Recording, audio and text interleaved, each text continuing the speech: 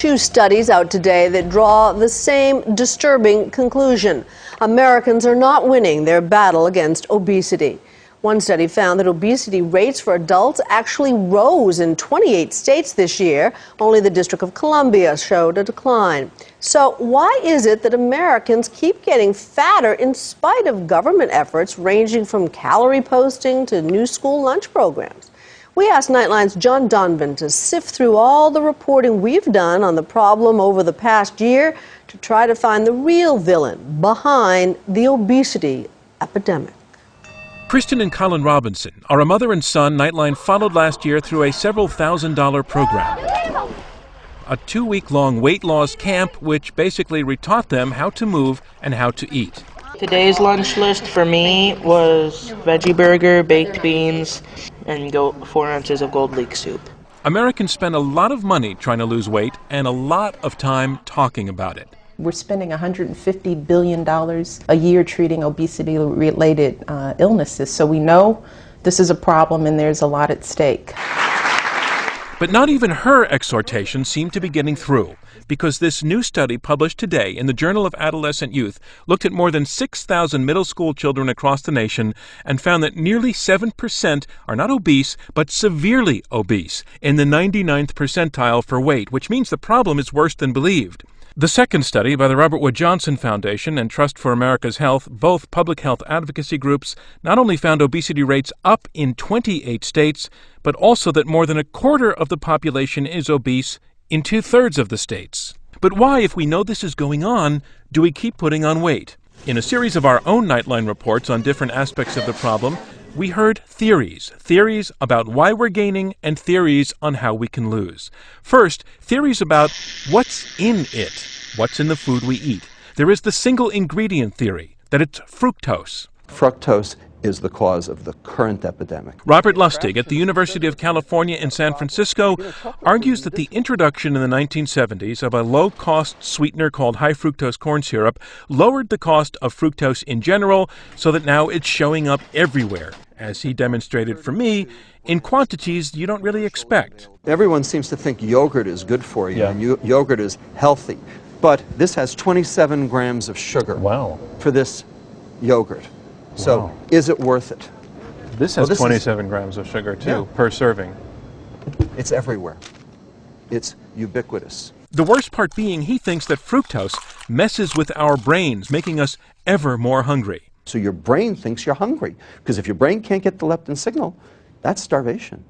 Feels like starvation. Feels like starvation. He has his opponents, however. Consumers should know that fructose is a sugar, and a sugar is a sugar, whether it comes from cane or corn or beet, and that Mother Nature gave us fructose in all the fruits and vegetables that we eat, but also in combination with another simple sugar, glucose. That has high fructose corn syrup in it. And? Yeah, you know what they say about it? Like what? This is an ad created by Audrey Erickson's group, the Corn Refiners Association. And in a funny way, they agree with Dr. Lustig, who says there is no difference between high fructose corn syrup and sugar. But Lustig says the level of obesity in America began to climb around the very time that the food industry started using lots of high fructose corn syrup, because he says it's just so cheap and so readily available and therefore so everywhere. Okay, so if it's not just one ingredient that's the problem, maybe it's that there are all kinds of ingredients that just don't belong in the food we eat. That's what Michael Pollan thinks. I come up with some rules to help you distinguish the food from the edible food-like products. One is, don't eat anything that your great-grandmother wouldn't recognize as food. You know, if she picked up a box of Go-Gurt portable yogurt tubes, would she recognize this? I don't think she would. Pollan walked me around an organic farm, arguing that we just have to get away from packaged foods because humans are not designed to eat food that way. This is not food, by my definition. It's not food? No. If you look at processed food, the 3 buttons that are consistently pushed by the food scientists are sweet, fat, and salt. Our bodies are not well adapted to the food environment we're in. There's a disconnect now between what we evolved to like and what's now available to us. Whole grain guaranteed. I mean, Quaker produces oats, right? Then there is another category, how they sell it. the food we eat. New York Times food writer Mark Bittman took issue with the green check mark, a symbol introduced by several food makers last year to indicate that these items were smart choices for people who wanted to start eating better. Fruit Loops, of course, has no fruit in it, just to set the record straight. I mean, it has more sugar per serving than many cookies. When sugar is 40% by weight of the product, what is the product? The product is dessert. It's not breakfast cereal, it's dessert. But there's actually added vitamin A and vitamin C and fiber. But you can put vitamins and minerals in garbage, and it'll meet the nutritional requirements as long as the garbage is low in fat, basically. Again, there was another point of view. We believe the Smart Choices logo can move people, I'll call it up the ladder, away from high-fat foods, foods with high sugar content, foods with high cholesterol in them. I think we can move people by gradually saying, you know, this is a smarter choice than you've been taking before. But it was not long after this broadcast that the green checkmark program was dropped. Then there's a whole set of theories built on how we eat it, which several of our reports found is mostly without thinking. You hungry? Yeah. Like the family in Republic, Missouri, who volunteered to let us watch them eat for a day, where the discovery they made upon being watched was they didn't have any idea how many calories they were taking in. I could drink a 2 liter a day. So 2 liters a day of Mountain Dew is how many calories, do you know? No idea. I never had to think about it. And the family in West Virginia, where there are 11 brothers and sisters and everyone has diabetes, and they know the smart way to eat, they just don't seem willing to stick to it.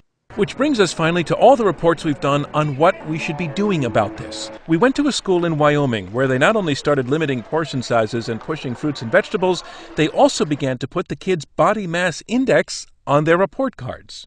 We visited Albert Lea, Minnesota, that was trying out several ideas proposed by Dan Buettner, who has studied how healthier communities around the world do it. The local restaurant changed its menu. The kids started going to school this way, the walking school bus, they call it, instead of the real one. Here's your breakfasts.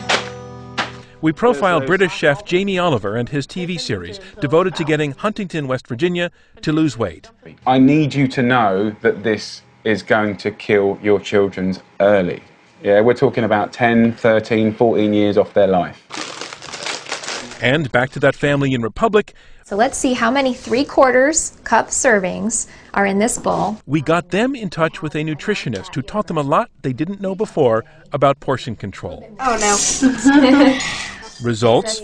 Well, we do know this, that in Republic at least, the mom has lost 18 pounds and her husband 36, which shows it can be done, but you have to try. And maybe there just isn't enough of that going on. I'm John Donvan for Nightline in Washington.